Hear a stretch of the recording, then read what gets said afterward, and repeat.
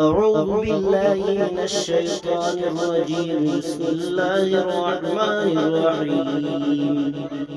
والفجر وليال عشر والشفع والوتر والليل إذا يسر هل في ذلك قسم لذي هجر ألم تر كيف فعل ربك بعاد إرم ذات العماد التي لم يخلق مثلها في البلاد وثمود الذين جابوا الصخر بالواد وفرعون ذي الأوتاد الذين طغوا في البلاد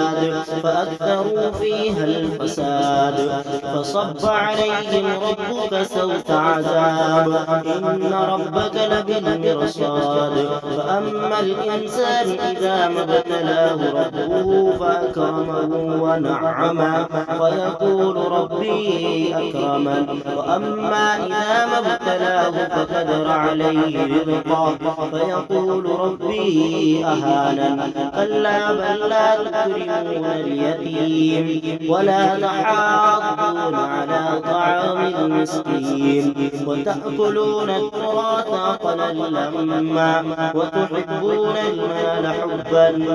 جما كلا إذا دكت الأرض دكا دكا وجاء ربك والملك صفا صفا وجيء يومئذ بجهنم يومئذ يتذكر الإنسان وأنى له الذكرى يقول يا ليتني قدمت لحياتي فيومئذ لا يعذب عذابه أحد ولا يوثق وثاقه